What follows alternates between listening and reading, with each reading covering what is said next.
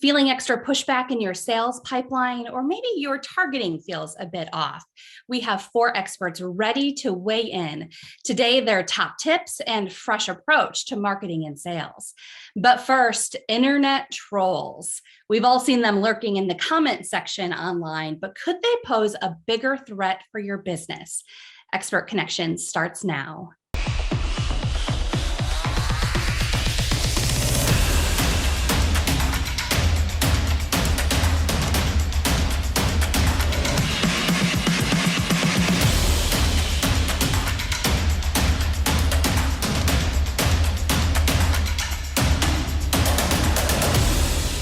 Just like the creatures in folklore, internet trolls like to disrupt business and cause problems online. So how do you protect yourself and your business? Welcome to Expert Connections. I'm Julie Holton. If you've spent any amount of time online, you've likely seen some of these cyber gripers. But at what point does it cross over into cyberbullying, harassment, or something worse? And can you do anything about it? I'm joined by attorney John Mashney of Foster Swift, our Legal Connections expert. John, thanks for joining us. Thanks for having me. This really has become a major problem for some businesses. On one hand, these comments online can be rude or annoying. But on the other hand, sometimes these cyber gripers can really attempt to take down a business. How do you address this, or do you address this? It's a great question, Julie. And I think you really have to look at every situation differently. The traditional legal, legal toolbox is you first send a letter to someone and you say, hey, please stop, or we have some claim against you. Oftentimes it's defamation if there's false information that's being spread around. But when it comes to the proliferation in the last decade of social media and the ability of many, many people, in fact, anyone, frankly, around the world to have a voice, particularly a voice about your business, if they don't like your business or your company or your organization, it's very difficult to just send a letter and then have the problem go away. And one thing that I try to help people with when these kinds of issues come up is to understand that this is not a traditional legal solution. It's much more than legal. There's a practical solution. There's a real solution. And if you think about it, many times the problem isn't necessarily that someone is spreading false information about you. You want to make sure that they're not spreading bad but true information about you. So you really need to look at what's being said, and like I said, the traditional legal methods of sending a letter and potentially filing a lawsuit very often don't work. Yeah, such a good point. A lot of this is reputation management and taking into serious consideration what's being said and why it's being said. What are some tactics? Let's say, something is being done with some sort of malicious intent. Are there tactics that businesses can take to deal with this? First step is make sure that what they're saying, is it true? Is it not true? If it's not true, then we may have a claim for defamation or some type of slander. If it is true, or if it's a statement of opinion, then I think it's going to be much harder to go down that traditional legal route, even if it's nefarious, even if someone is out to attack your business. If someone is trying to attack your business by spreading information that's negative, but not necessarily misinformation, then I think you have to look at alternative and creative solutions sometimes. If someone's posting negative reviews, look at how do I get more positive reviews? How do I proactively manage my reputation in this review system through whichever review channel that you're dealing with, whether it's Google, sometimes Yelp, sometimes, whatever it is, if it's industry specific. So look at how to get more positive reviews, get creative. And I think I've talked to many people and sent these links out to many people in presentations and to clients. Sometimes in the proliferation of negative reviews, you actually try to get negative reviews, meaning like the 1-star reviews, because you flood out all the really bad ones. It's more of a parody or a comedy, right? Sometimes you incentivize good reviews and you find ways to do that. Because what happens is if you don't get creative, if you have the traditional solution of sending a letter or threatening legal action, oftentimes the people don't care. They might not even have any assets that are worth going after. And so what? You sue them, they declare bankruptcy, and then what happens? They're still mad at you and they're still attacking you online, and maybe they've found different ways to harm you and hurt you. So the first step is assess the type of information that's being shared. Is it actionable? If it is, then do something. But if it's not, then get creative. either try to work out a resolution, address the actual truthful problems that they're identifying, and then think about practically, how do I proactively manage my reputation online? John, I want to also ask you about this idea of safety, security, of privacy for business owners, because there could be, if there is some malicious intent, there could be some concern about maybe the comments escalating from just comments or threats to something more than that. So what do you recommend for your clients? Yeah, it can be very scary, right? When you think about, you don't know the face or the person on the other side of the computer. What are their intentions? What are they trying to do?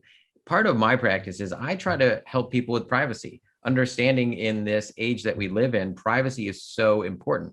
So for example, you want to make sure that if someone is angry with you or your business, that they can't just go and find your home address, or they can't find your home phone number, your personal email. They don't know all these identifying pieces of information about you or your company or people within your company. Many cases, we're not thinking about those things when we form entities, right? What's the address that's listed as a registered office for our LLC or for our company? Is our home address publicly available? Things like that, where if you have someone that's attacking your business and it's a malicious attack or it's nefarious, then you don't want to make yourself an easy target for someone who is very, very mad, whether it's justifiably so or not justifiably so. You just want to take those basic precautions so that your personal information isn't out there. It makes it you an easy target. Absolutely. And John, of course, in previous episodes, we've discussed cybersecurity, among other things. So to refer back to that episode and for more resources, for additional information from the attorneys at Foster Swift, head to WLAJ.com/Expert Connections and click the link for Legal Connections. John, thank you. Thanks a lot. Internet trolls may be worth the trade-off to connect with a big audience online. How are you being found? It's an important question for businesses, finding the right people who are looking for your products or services. Our marketing connections experts join us to talk tactics for attracting leads. Paul Schmidt from UnoDeuce Multimedia, Jesse Flores of SuperWebPros, and Seth Getz of Symposia Labs. Welcome to the show. Thank you. Good to be here.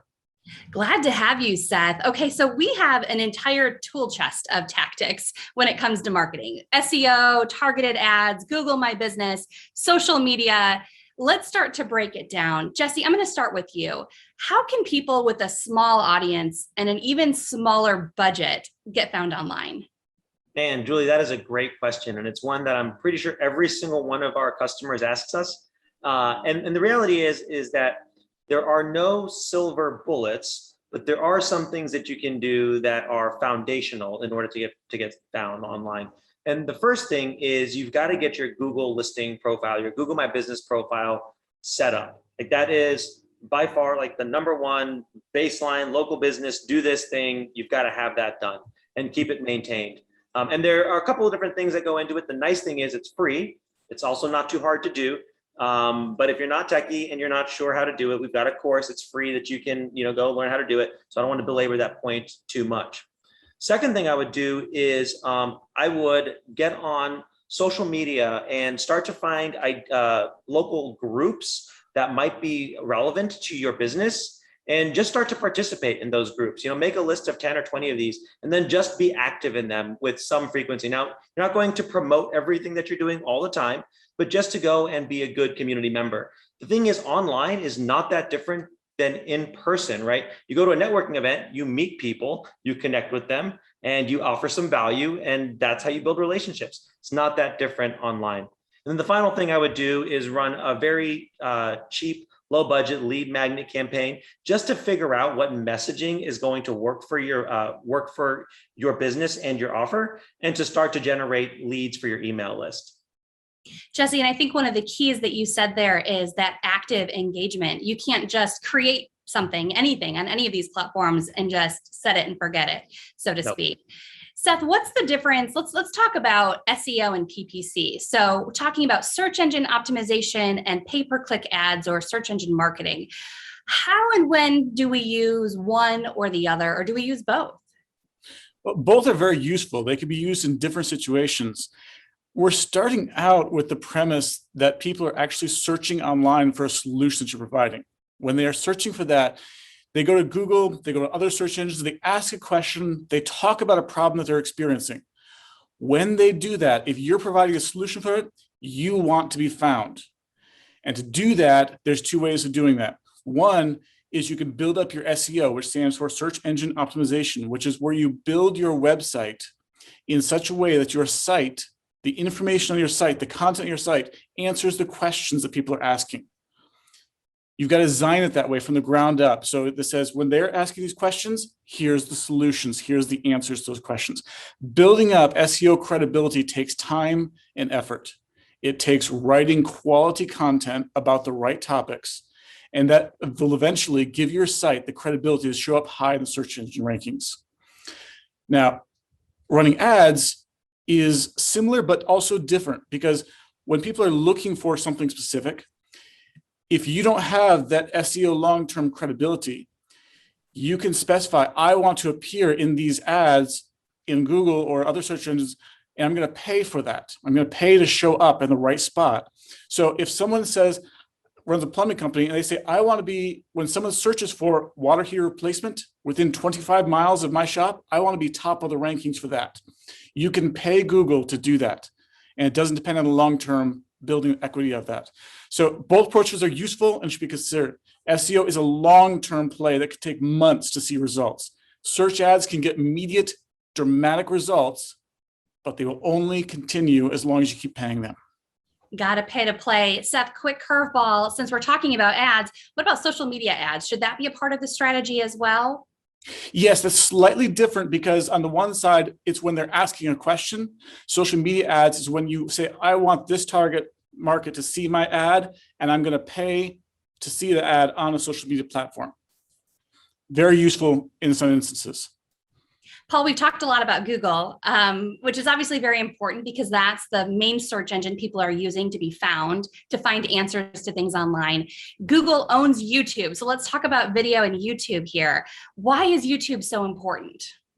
Well, first of all, you just mentioned one of the big things is YouTube is a part of Google, and it is the second most used search engine in the world. And so right there, and everybody's been talking about how key video is, and YouTube is completely video.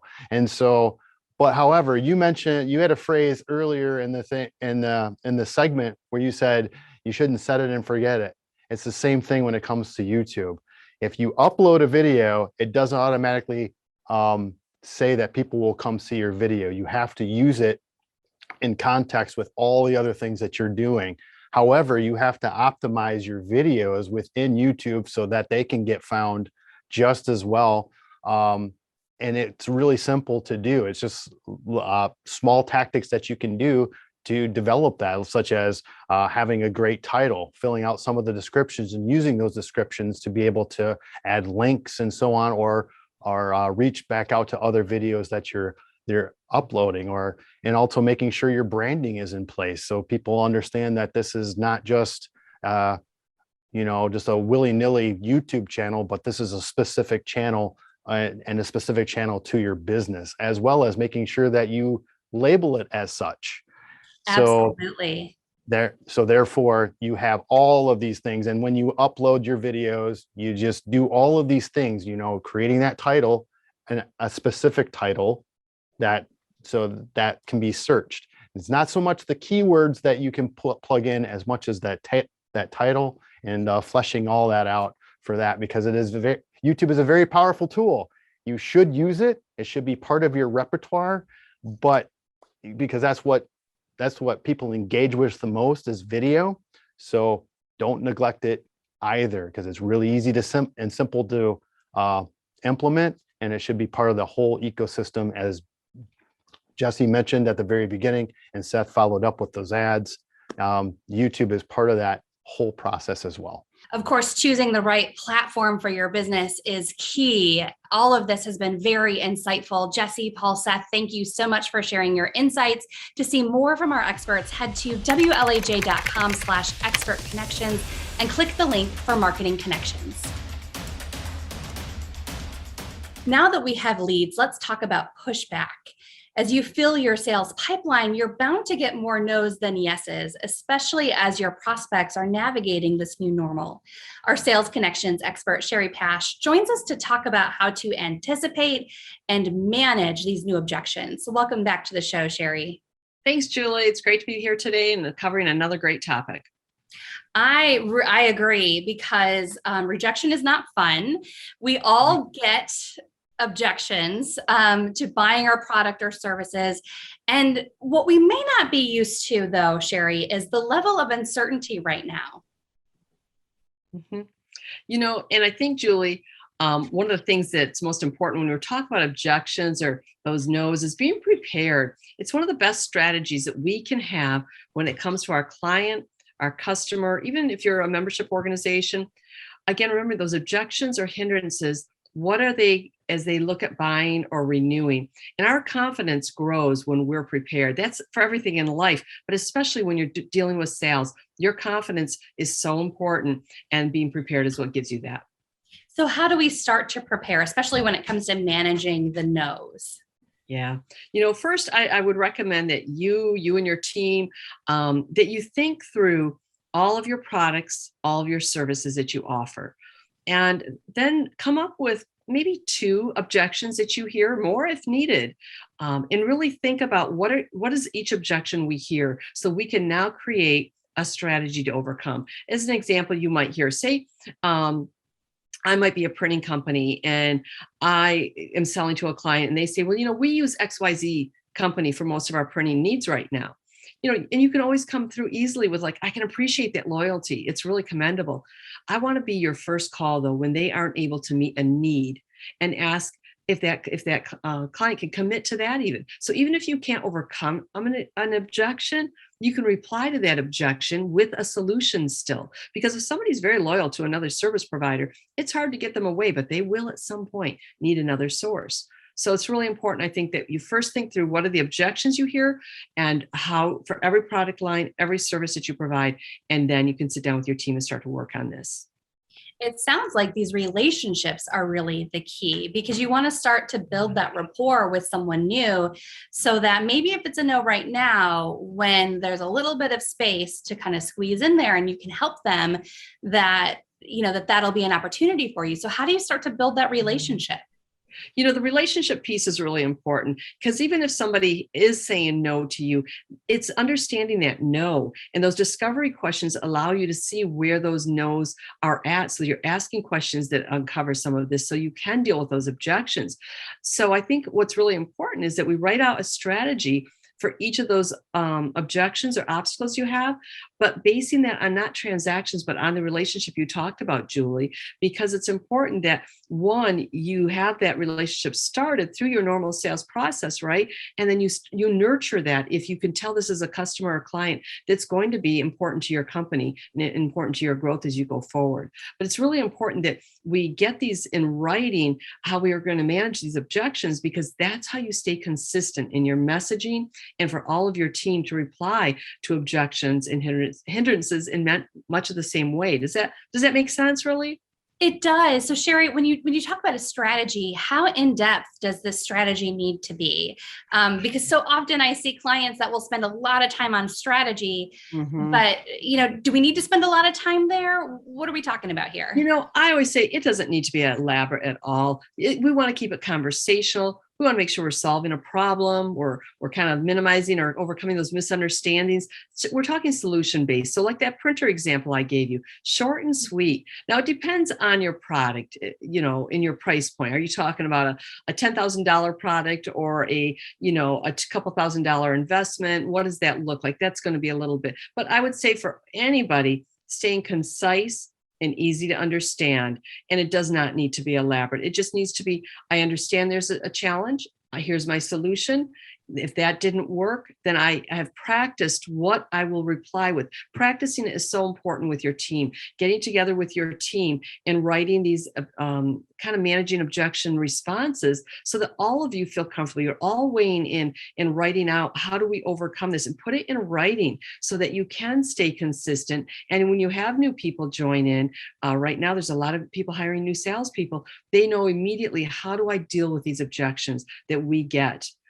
as a company for products that we sell.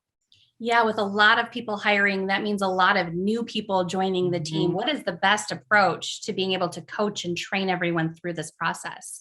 I think we talk about those, anticipating those objections. At the same time, I would recommend that you with your team also anticipate questions that your customers will have based on all your different products or services you offer, and make sure that you are, again, helping your new people prepare and be able to overcome. Write out what are the questions that we often hear about this product or service, and then be sure that we write out what's our answer to that. There could be A, B, and C, a couple answers to that based on the type of customer, based on the product, and make sure you've done the same for the objections. That's the training. You practice this together. You role play, that old-fashioned role play that people hate. It's so beneficial, though, to practice saying it out loud. It's different when you say it out loud versus what's in your head, isn't it? It absolutely is. Practice in front of the mirror, say it out loud. Yeah. Absolutely. Shari, this has been so helpful, and certainly no objections today to your leopard print. I see we managed to coordinate. So Shari, thank you so much for this information. Thanks, to see more from Shari, head to WLAJ.com and click the link for Sales Connections. It's every artist's dream to be on a global stage, and now a woman right here in Michigan is helping to make that happen with her arts ministry. Nancy DeBoer from She Leads Michigan joins me to highlight this story today in our Heart and Soul Connections. Hi, Nancy. Hi, Julie. Thank you so much. This is truly an inspirational and international level story. We're here with Carmelita Greco, and she is the founder of the International Fine Art Fund, which is a nonprofit art ministry. And Carmelita, you just finished an international art show that was in LA and I think also New York, showcasing artists with a Christian perspective. Could you kind of tell us about what that was? Hello, everyone. So currently the show that I curated is called Contemplating the Christ. And we had a month stay in Los Angeles and then also a shorter stay in New York. So it's the message of Jesus through the scriptures. So we're connecting the Torah or the Old Testament and the New Testament and really just the story of Jesus. And Jesus is just this amazing person that is commonly misunderstood. So I wanted to share the prophetic scriptures from the Old Testament all the way to the New Testament, and even prophetic scriptures in the future that from the book of Revelation. Has art always kind of spoken to you as a person? I've always loved art. I've always been a visual person. Early on in a past career, I used to design clothing. So that was one of the way I expressed my creative interest, and some of my inspiration back then was the Bible. So when I started the Art Foundation, the International Fine Art Fund, I was someone that had been in the art world in the sense that I had traveled to many art shows and even international shows like Art Basel in Switzerland. And I was seeing these beautiful works of contemporary art, but there was nothing that spoke of God in it. It was all from a very secular place. And that kind of made my heart kind of long to say, where are these artists that are creating beautiful contemporary works that might have more of a spiritual perspective or a sacred perspective? And I wasn't seeing it. And God just really put that in my heart to look for those works of excellence that were also sacred works, that were not so much about the artist or their personhood, but that had a devotional quality that spoke of the creator of the universe. And I think that's one thing that makes us so different as humans, is that we create. And I think that's that one link to, one of those links, of course, to the divine creator. And so I wanted to especially bring these works to Main Street and to the art world that were not being shown from a Judeo-Christian biblical perspective. So how did you come up with that title of Contemplating the Christ? Where'd that come from? Well, ultimately, Jesus spoke such strong messages in the scripture. And so he brings everyone. I think that when we understand the story of Christ and when we read the scripture, he said, I am the way, the truth, and the life. And so he's speaking these deep eternal questions that have to make people think. So his story alone, when we read the scripture or we hear about who he is, being the atonement, being the reigning king of heaven, and all these things he talks about, his eternal kingdom, it's something that makes people think, or he poses these questions to people that are looking or viewing and saying, this is something that I should think about. And so contemplating the Christ gives an opportunity for viewers to see some of those prophetic scriptures, like Isaiah 53 in the Torah, and so many other ones into the New Testament as well, to contemplate the need for atonement, as well as his message of eternal life that he shares. Yeah, I imagine as you did these presentations across the country that, every work of art kind of evokes a message without even having words. So did you notice that some kind of work touched somebody's soul as they went to this Contemplating the Christ exhibit?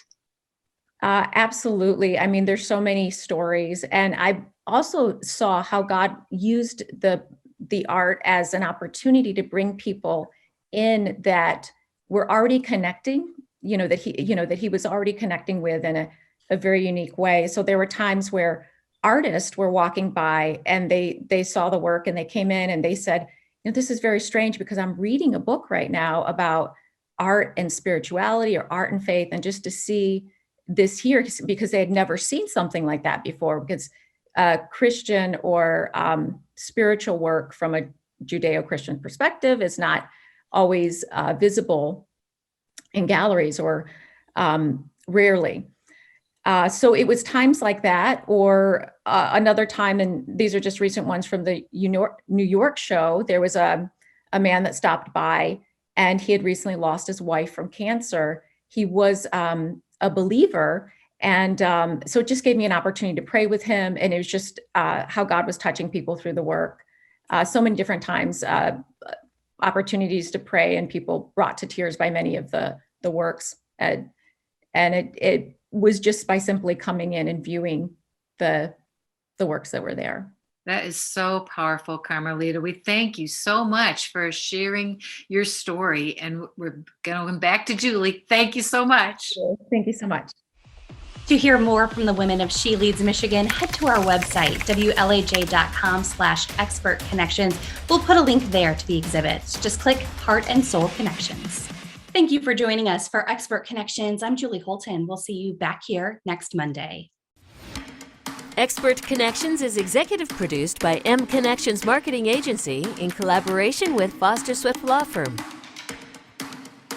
Strategic Solutions for Growth. SuperWebPros, Symposia Labs, UnoDeuce Multimedia, and She Leads Michigan. A special thank you to our Style Connections partners, Polka Dots Boutique, The Standard Spa, and Beauty by Wilder.